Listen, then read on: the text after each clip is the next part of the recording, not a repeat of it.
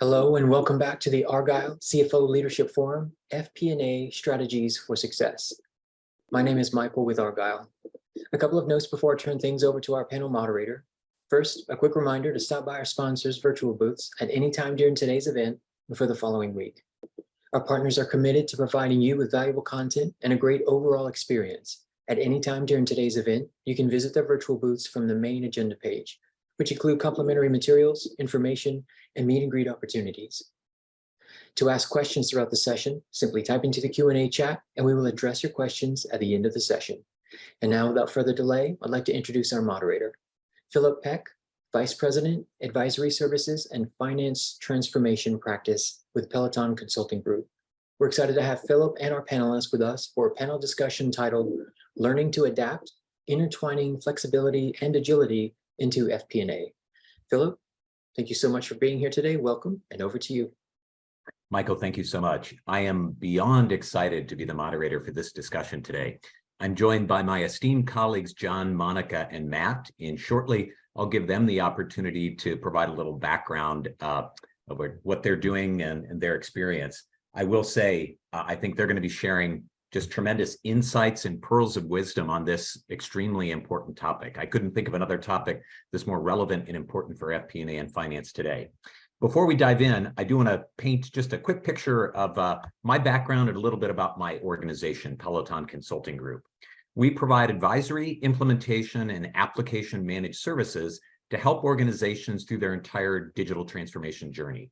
We bring to bear best practices, knowledge, industry expertise, and know how to work in partnership with your organization to drive change and make digital transformation a reality through various types of services: enterprise performance management, enterprise resource planning, human capital management, supply chain management, big data and analytics, and data applications for the cloud. For myself, I've spent my entire career in the FP&A and finance domain area, 35 plus years. I started on the corporate side, worked for a number of different organizations in different industries in the Chicagoland area, spanning a variety of FP&A roles, including things like senior revenue analyst. I've been a business controller. I've led FP&A functions and various other types of roles. I later took a turn in my career and moved into consulting, where I leveraged my business process DNA, if you will, to help organizations embrace, adapt, and adopt leading practices spanning everything that you could think of in FP&A. Planning and forecasting, resource allocation, reporting and analytics, strategy management, and then leveraging tools and technology to drive digital transformation. John, I'd like you to introduce yourself. Hi, good afternoon, everyone. My name is John Bruflat. I'm the Vice President of Finance at Vantage West Credit Union. Vantage West is one of the largest credit unions in Arizona. We serve over 160,000 members and have $2.6 billion in total assets. I started my career with Arthur Andersen back when they existed, auditing large financial services clients, and I've really been in that industry most of my career. I've held various roles in finance and internal audit, and also enterprise risk management. In my current role as VP Controller of Finance at Vantage West, FP&A plays a real large part in how we measure our operations. Everything from measuring product level to member customer data, and also how we divide up the business, which we have just over 30 cost centers. So looking forward to the discussion today. Thanks. John, great introduction. Monica, how about yourself? Hi everybody. I am Monika Ciesielczyk. I am joining you from Novavax. We are actually a biotech company located in Gaithersburg, Maryland. And so I am very excited because we are adding to the portfolio of COVID vaccines that joined the market. So we are in the business of developing vaccines. And so we were able to add first protein-based vaccine just this year. So I am myself coming with over 15 years of experience in FP&A in various roles, started originally in accounting, as many of us. Later, joined nonprofit world, where I was supporting development and implementation of financial tools, operations, and work with international offices, mostly in Africa and in Asia. Later, I moved to a biotech industry where I was able to expand on my research experience. where we are to add to that manufacturing. And I am currently started with overall FP&A support business partnering role, but right now I am overseeing corporate FP&A. So I would just say nothing less by agility, flexibility, and that's what we do over here, right? So COVID really pushed us to limit. Thank you. Thank you. And Matt, how about yourself? Hi, good afternoon, everyone. My name is Matt McFadden, and I have over 15 years of FP&A experience. I started my career in a food manufacturing company, spent 5 years there doing financial analysis and Sarbanes-Oxley testing, everybody's favorite thing to do. Moved from there to a company called Bread Financial, which was Alliance Data Systems at the time, did consumer lending. 7.5 years at that company doing everything possible in FP&A, expense team, revenue team, consolidations, ad hoc work, profitability analysis, et cetera. My agility and flexibility probably started there. I took the notes, and in 2016, I began the year in January as a lead analyst in revenue.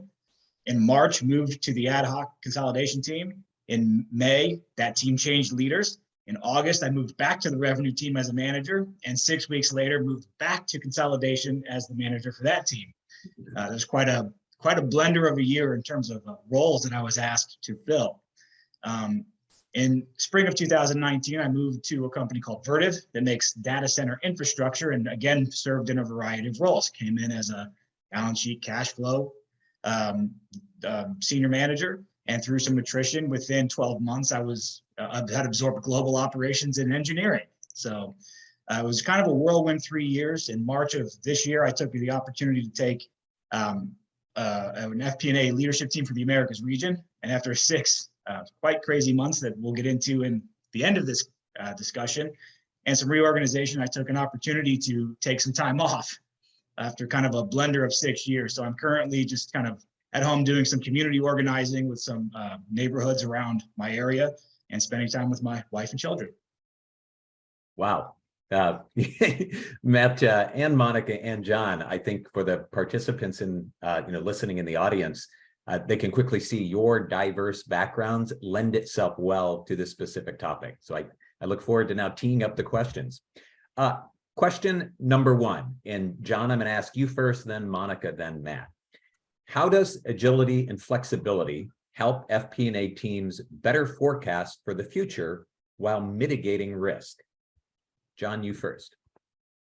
Right. So agility and flexibility is an operating mindset, and it helps the business stay open to change. So that open mindset should be at every level of the organization, not just the leadership team.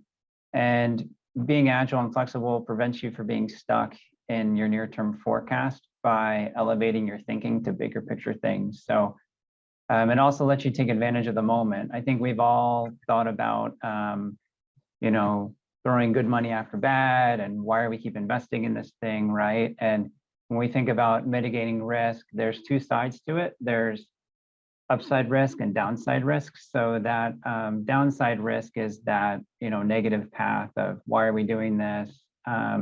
And it can be hard to get out of that thinking, but I think there's a lot of opportunity with upside risk to take advantage of something when it presents itself.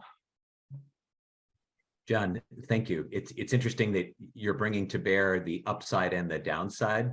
I think at times we in FP&A and finance, our nature, our DNA, sometimes the word risk is not necessarily a positive connotation. And of course, there's certain types of risk that fit the bill, if you will. But then to your point, the upside, you have to, as an organization with the support of FP&A and finance, be able to identify that, navigate it, do the best prediction you can, because that's where opportunities lie. So I appreciate you teeing it up like that.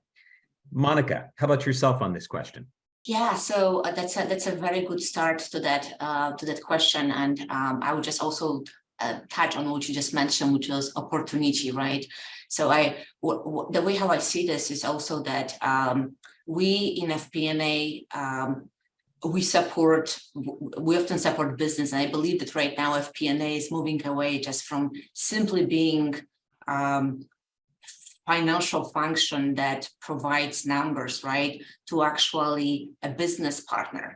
So that's where we can really add huge value.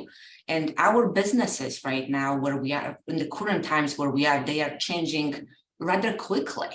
So the ability to adjust and be flexible, to be agile, to be innovative, right, allows us to respond to those business needs, to the business that we are supporting, that might be a department or area, or just responding to the leadership.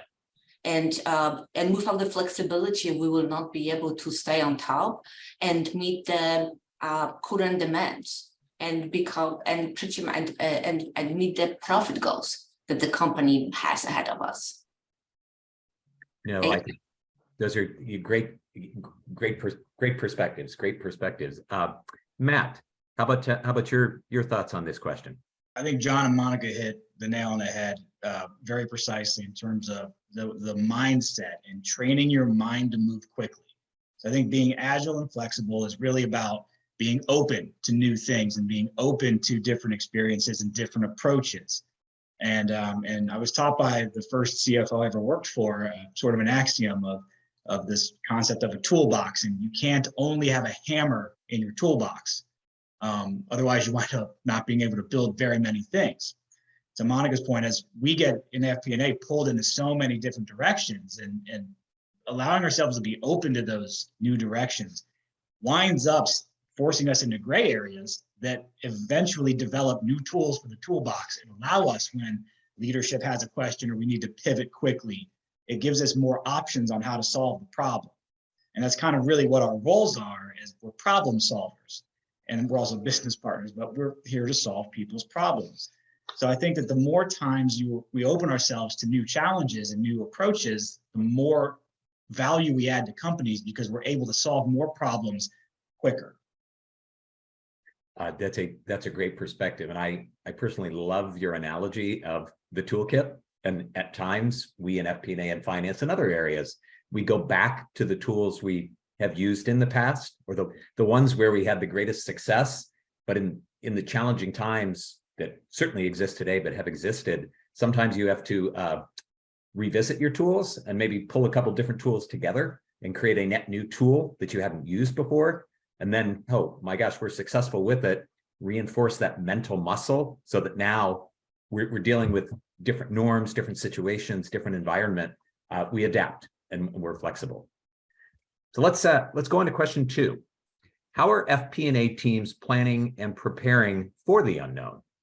If you have some best practices from your experience, please share those with the audience here. Start with Monica, then Matt, then John. Excellent. Actually, I believe this is really good. Next question, following the one that we just discussed, right? About the toolbox that we should all have. Just thinking about where we are right now, the FP&A horizon has changed. I just truly believe that we are not, that FP&A is no longer, it's just what we have to do just change drastically. And it is also because of the frequency of how the current economic situation, how often it changes, how volatile it became, right? So that puts a really big pressure on FP&A, on our current processes. So in my experience, FP&A operations needs to be able to adjust really quickly. And really the key factors for the success will be the ability to have really good systems in place. So the big one here, what I heard from my CFO, what I'm hearing very often is, I need speedy information. So I prefer speed over accuracy, which means if you can give me something that is overall accurate, so I know where we're heading, and you can give me this quickly, that will allow me to move and make decisions. Otherwise, everything becomes old and inflexible. So with this one, I believe that for us, being able to have a systems that we can utilize to get there. And with this, often we hear the ability of some FP&A systems have this AI ability, right? Where we can actually deploy technology to analyze large set of data, to look at, to run predictions. Not all of them they have. My system actually has. We are actually looking how we can utilize in the future and run different scenarios. The other area that, in addition to processes, technology, the other big area that I believe that is really important is talent and people. And I'm really, again, going back to the business partnering, that we are no longer, the FP&A is no longer, just report generating individuals, but actually individuals who are problem solvers, who are working directly with the business to identify the core drivers of those businesses. So really truly, if you understand the business that you are supporting, the leadership requirements, then you will be able very quickly to adapt and adjust required. So in the end, you will be able to be prepared for that now. Oh, that's great. You triggered something in my mind, having worked with a professor many years ago, and he said, Philip, we need to get to the answer quickly, whatever that future-looking forecast answer is. And quote, he said, I'd rather be directionally correct than precisely wrong. So to your point, it's the unknown. The ability to thread the needle and have that perfect dart on the dartboard is highly, highly unlikely, but we need to be able to run scenarios and come up with perspectives on what might happen. Matt, your turn. Yeah, I think, again, Monica made a great point about systems and processes. I'll say it differently, which is to understand and be prepared for the unknown. You have to have a very strong understanding of where you are today. You have to have a baseline. Think about big things in a company. Staffing are you, and not necessarily faultiness, are you bloated staffing wise? Are you appropriately maybe fattened up into the right areas? Are you already running lean, or are you understaffed today? Because your flexibility to move, at least from a staffing perspective, depends greatly on what today looks like. How much budget remains? What does your budget look like? Did you build in enough buffer? Things like that. When we get to practicalities on cash flows, what are your payment terms? What are your receivables terms? How quickly could you trigger changes? You can't change quickly if you don't know what you can change and you don't know what things are to change. One other example is on the expense side is, a lot of companies rush to cut spending as one of the first things to do when things change rapidly in the world, like supply chain issues. How many expenses can you really attack? And a quick example is, I was in a situation where we looked at our expenses and we're like, there's $170 million. We have to be able to cut money easily, except 92% of the spend was actually fixed, like set in stone. It was either people or rent, utilities, or contract that we were committed to. And all of a sudden that addressable pool of money shrank dramatically. But you have to know what those baselines are so that you can change. And then lastly, and Philip, you mentioned it, I'll just say it's always be modeled, always have models going, always be doing something. One of the things I used to do is, or I have done, is I'll just run, they're not necessarily break-even analyses, they're kind of what happens when things go really bad analyses. And one scenario is, how bad can things get this year and we still break even on cash flow? The other one is, how bad can things get before we run out of money? Kind of in a way they're reassuring, because generally speaking, things have to get pretty bad, but pretty quickly for that to happen. But when you start to build those models in, then you can start to layer in, trigger points, if you will, on, okay, I know that if I see a change of X, I need to make a response. And you can start building out your responses. But it really comes down to the baseline for me of, where am I today so that I can move quickly when things change going into tomorrow. That's a great perspective. The always be modeling, kind of a ABM, always be modeling, because that, to your point, that puts you in a position such that you can actually say, if that particular scenario based on your modeling unfolded, what would I do? What could I do? Or what couldn't you do? To your point, if that black swan truly hit, then you cross Right. that cash flow threshold. It's like, okay, that's pretty dire. That's a different scenario than something you haven't modeled yet. That's great. John, what are your thoughts? Yeah, so picking up on what Monica said about, being a partner, and then what Matt said about having a baseline and be able to move quickly. One thing that we've started as a new practice, I don't know if it's a best practice yet, we're going to find out, is taking a layered approach to our budget. So we started with a baseline operating budget, and then we've built, and this is for 2023.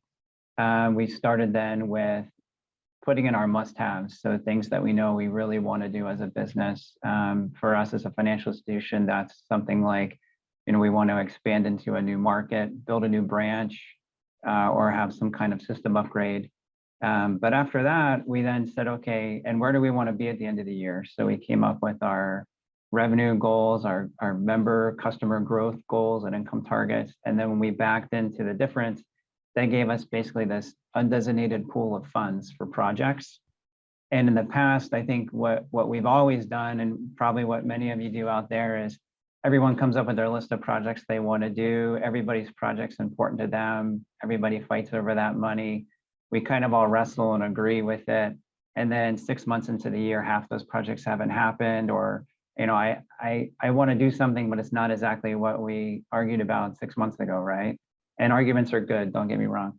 But so instead of doing that, we took a different approach, which was like, we don't want to have those arguments right now. We just want to know we have a bunch of money that we can spend, and want to be more flexible around what do we need to do in 3 months and what do we need to do in 6 months. So that's one of the ways that we're trying to plan for the unknown with our budget.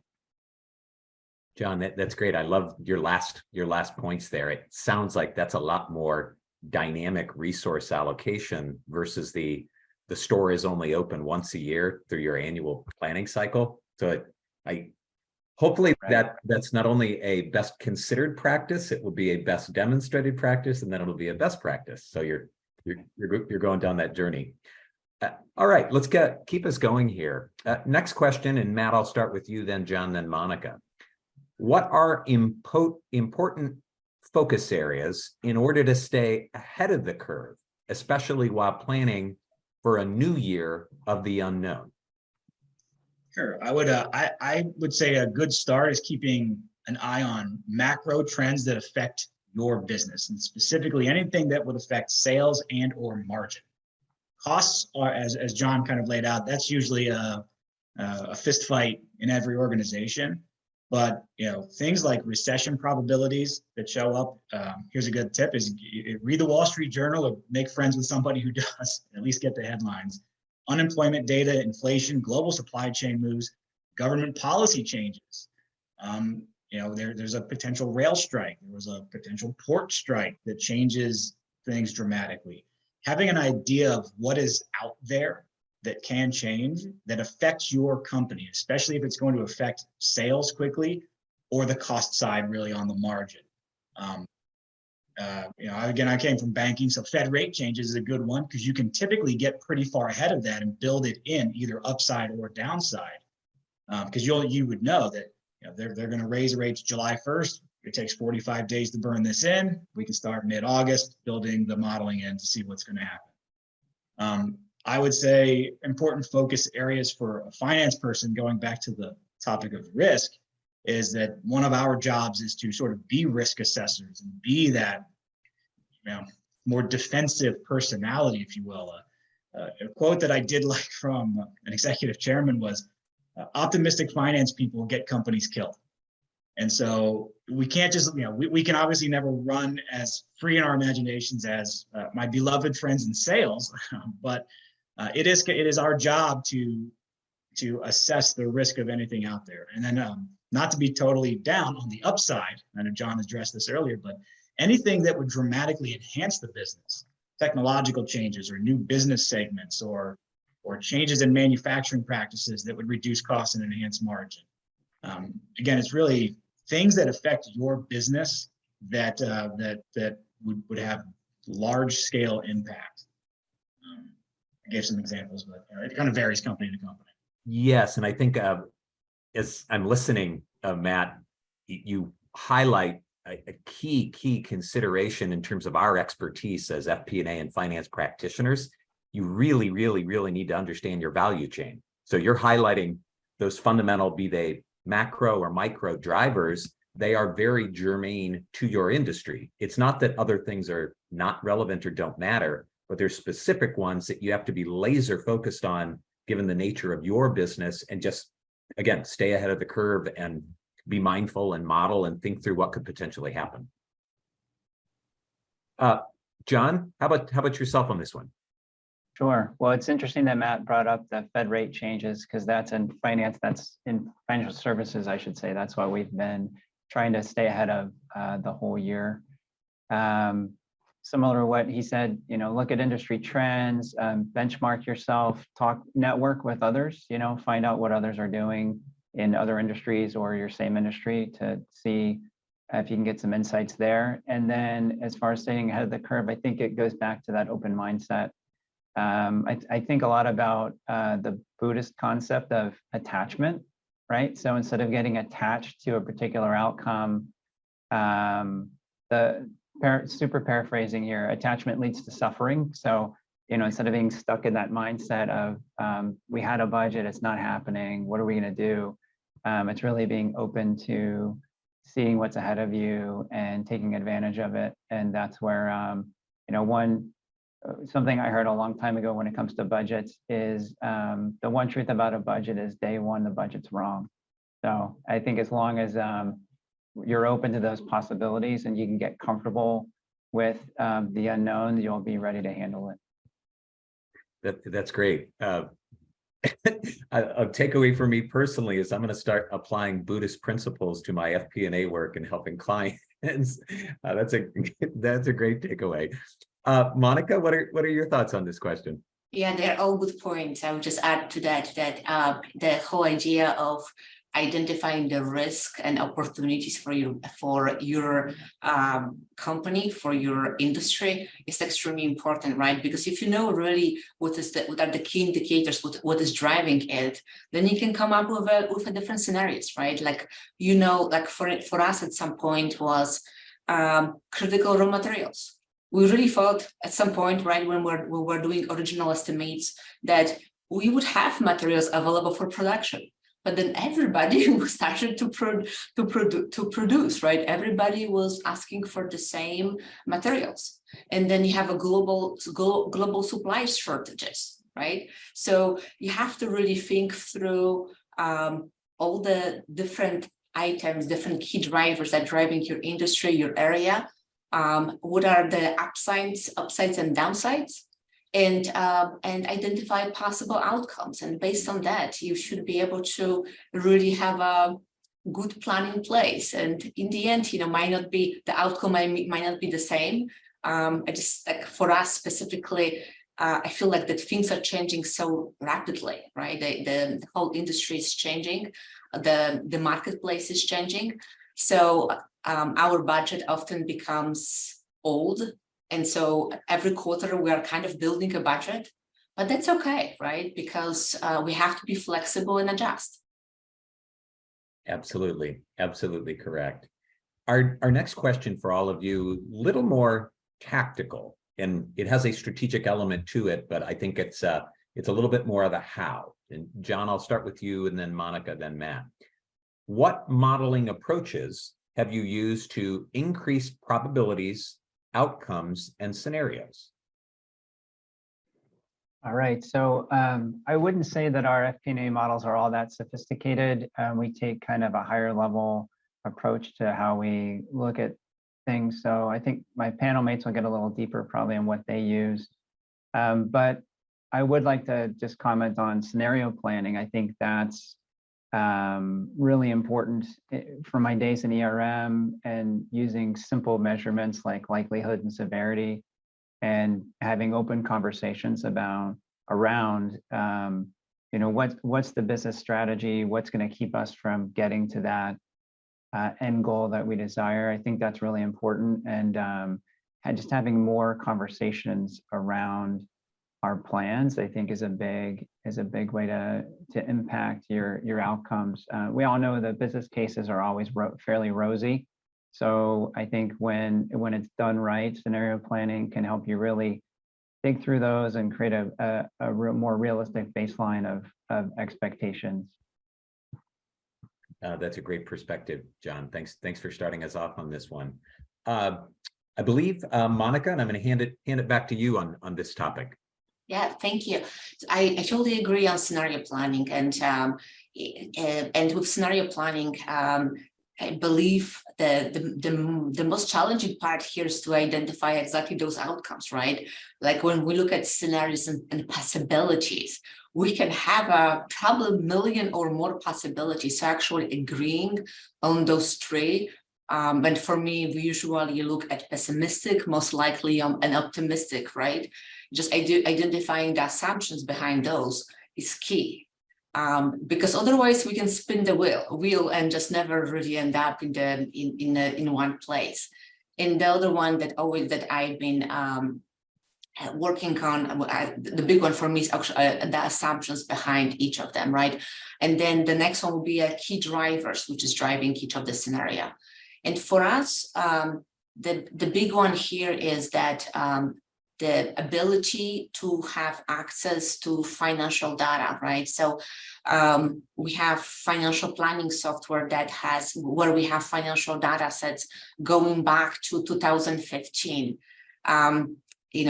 Unfortunately, we're not type of a business where we could actually go back and utilize all these data sets to come up with a AI predictability model, just because how much the company changed over the years, but we are still able to utilize this for predictions for clinical trial costs, for instance. Help us understand how certain clinical trial costs for certain vaccine might differ from another. So again, having access to data is other big one to help with driving models. Thank you. Sounds like, Monica, it sounds like in your organization, you've over time been able to gain access to that key data and information and now you have some enabling tools and technology to really accelerate your ability to get to the predicted outcomes, run the scenarios, do the modeling. So it puts you in a vastly better place than you may have been at a point in time. Exactly. Matt. Yeah, I think John and Monica hit on some great points on especially scenario modeling. I would agree with Monica if you especially have a stable or a more stable business, trend analysis is everybody's best friend, as long as you apply your acumen to it. My specific example is I was at the banking industry and Hurricane Sandy came through in 2012 in December, and it disrupted all of the trends for years. So if you were using a 3-year trend, you didn't know to remove that data point. You would have a little bit of garbage in, garbage out. One other one is just if you can poke around and find correlations. I don't necessarily have to prove causation to accurately estimate something, but if I can find a correlation that holds and I back tested it and it holds over time, that's always one. And I have in my career found several where they didn't quite, they weren't quite self-evident, but they existed. And sometimes that can be a nice key to help when you're stuck. And then lastly, I would say, second to last, I would say talk to your business partners. They generally know the business more than you do, as long as you, again, take a tempered approach, say it politely that way, to what they tell you. But lastly, again, it goes back to understanding your business and breaking your business into its relevant pieces. And so if your business has different lines of business segments or different portfolio types, and you understand that, the more you can do to analyze each segment on its own and not as one mass, the more accurate you are today. And it also gives you a sense of the mix. And as you better understand how your mix will change over time, then you get more accurate forward looking as well. Great perspectives, Matt. I think what you were just leaning into and sharing the segmentation of a business or parsing the business into digestible elements that can be modeled both in isolation, but obviously together, because there's always going to be some elements of commonality or consistency of drivers and things, but there's uniqueness across any typical organization in the value chain. Let's talk about the next question. What impact do economic drivers have on the FP&A function, and how can teams harness this to make future predictions? start with Monica, lean into Matt, and then John. Yeah, that's a really good one. That's a really just again to stress that economic drivers really have a huge impact on our business and organization, and understanding which of those specifically impact your area is extremely important and can drive for success or actually a failure of the business, or even in this case our FP&A predictions. So here, different organizations use different tools to drive for success. Some of them utilize AI. Everybody talks about AI right now. In my previous panel discussions, we talk about the AI a lot because everybody was asking. But here, the ability to actually drive data and have access to data and understand how everything works is extremely important. My team, myself, recently developed a brand new long-range planning model. And there were many indicators that we were evaluating, and one of them that actually became very interesting was inflation. Right? We developed models, a very long model, 15 years, right? So like some of the LRP models are 3, 5. Our actually is going now, has 15 years predictions. So here right now, our inflation is extremely high. So we started, the original person, originally we started with a higher inflation rate, right? But then looking at 15 years, it's actually interesting to think about it. Where should we heading? Should we have this at 5%, 3%? And then really cumulative rate over years has been 3%. So using 5% or 7% would extremely increase our cost over time. The other area would be to look at see what really drive your key factors, right? So like in this case will be what drives your revenue, which is a big one. And the other one, what really drives your OpEx. So with understanding those key economic drivers, you should be able to develop successful models. Thank you. No, that's great. And I like you referencing something like inflation. For those of us who have some gravitas and have been on Earth for a while, we remember times when we had things like stagflation and exceedingly high inflation rates. But we're kind of in uncharted waters again, where you're scratching your head going, it's really hard to look into the crystal ball and see 15 years out. Matt, your thoughts on this economic drivers question? I mean, Monica said it, the economic drivers that impact your company have a huge impact on your ability to forecast and your accuracy. I think, as you've said, if you can harness the data from previous impacts, whether it's inflation or a recession or Fed changes and timing, you can lean into the timing and severity, and then you can build out scenarios. So let's take a recession. Do you think a recession would be a V shape or a U shape, or how long would it last? When would it start? If you have some historical data and you can draw some comparisons between what we think is coming in the near term and what has happened in the past, then we can at least get ahead of the modeling and sort of protect the downside again. It never hurts, I think, to overreact from at least a planning standpoint in that sense. But again, I think it goes back to, if you know what impacts your business and you have some sense, usually things don't just pop up overnight. There's some lead in. You can get ahead of the severity and at least prepare management for what might be coming, whether they like it or not. Right. Bad news typically doesn't get better over time. So to your point, giving them as much as you can the advance warning such that they can help them make better decisions. John, I'll let you speak on this one, and then we'll do one last question for all of you, and then we've got some Q&A from the audience. All right. Yeah, I agree with what Matt and Monica both said. I mean, the economic drivers, it's really something you can't control, but it's something you can try to expect and think about where you are in a certain cycle.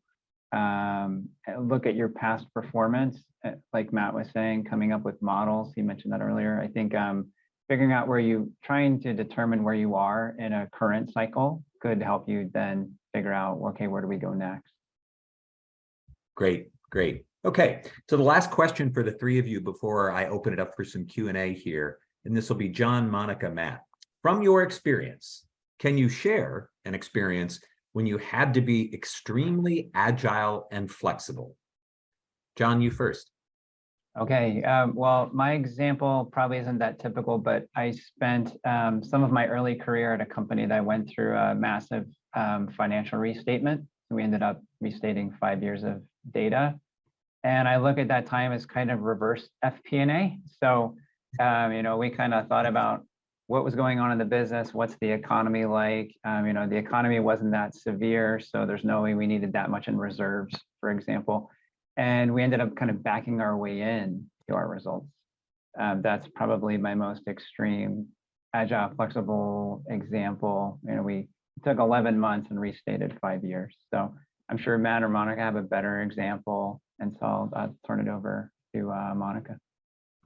Thank you. So where we are currently, I feel like all of us are constantly being agile and flexible. Like my couple examples here will be my recent long-range planning model that I was developing. That was actually our first long-range plan that goes so far forward. So here, the whole idea about planning for revenue and quickly adjusting because market evaluation, future market data that we have changed, or idea about market share that we would like to have also adjusted based on feedback from somebody else. With that, trying to adjust quickly our OPEX and investment that we are planning. Our current budgeting cycle is another one where we are evaluating different revenue scenarios together with OPEX that will come with it, and with that also cash flow planning, where quickly we have to evaluate how new revenue will impact our ability to fund our future operations. Thank you. Thank you. Those are excellent examples. And Matt, I'll let you finish off the last question before us. My example is earlier this year when I was preparing to move from a corporate team to leading a regional FP&A team. It was, I think, the Friday before I was slated to start my new role. The corporate CFO called me and said, "Hey, I know you're really excited. I know that you're going to do great, but you're going to not do FP&A for a while. You are going to be focusing on pricing analysis." And it was part of a margin recapture price increase on orders project that I was thrown into very spur of the moment. And we had, it was about 4 days to come up with something to share with the executive chairman on a topic that we had never produced anything before. And so we spent a few long days and late nights together, me and two very talented gentlemen. And we became pricing analysts and we produced data, and we had to come up with something we could reproduce week to week. And from there, I'll spare the details, but it evolved into leaps and bounds progress requests week to week to week, that we were getting data on a Monday night and turning around for a Thursday morning presentation to the executive chairman week to week. And then pricing became margin, became profit, became an expanded portfolio of general business topics. So that, I think, is my example of having to be agile and flexible. That's fantastic. That truly speaks to when you're under the gun and you don't really have a choice, the art of the possible. That sounds fantastic. Wow. And you were probably quite exhausted after you got the momentum. Yes. Yeah. Yes. Okay. This has been fantastic. I love the discussion. We do have a couple interesting questions that the audience has sent out. And Matt, I'm going to keep you going here. The first question: how can you motivate your organization to adapt more quickly and be more okay with estimates to automate? I think that Monica said something very, very brilliant earlier, which is, I'm going to phrase it differently, which is, don't let perfect be the enemy of the good. And that is, it starts with, as an FP&A, our job is to keep confidence intervals tight. At the end of the day, we just want actuals to come in as close to our forecast as possible. I don't get too excited one way or the other. But the more we demonstrate that we can produce accurate, reliable forecasts, the more trust we gain. And hopefully when we're talking to business leaders, we can get them more comfortable with, well, let me get you in the range. Don't try to get it to the penny or we'll be in analysis paralysis forever. But if I can establish a track record of trust with somebody, then I can get them more comfortable with, well, okay, we're going to have to be creative and find creative solutions. It'll get us in the ballpark, maybe in the infield, but probably not at home plate. We need to be okay with that. A well use of that phrase. I think that's pretty consistent across the three of you there. Yeah, don't let it be the enemy of good. That's great. On this one, since we have a number of questions, I'm going to turn here and toss one your way, Monica, because you've been talking about your long-range planning modeling and going, oh my gosh, we've never done this before. This is different. We're looking way across the horizon to try to figure out where the world is going. So a specific question, and I might have all of you answer, can you make any predictions as to what challenges may lay ahead in 2023? Well, a big one will be the impact of inflation, right, on what of where we are. Just ask for FP&A, how do we deal with that? Well, what are the other things? I think 23 will be interesting year for all of us.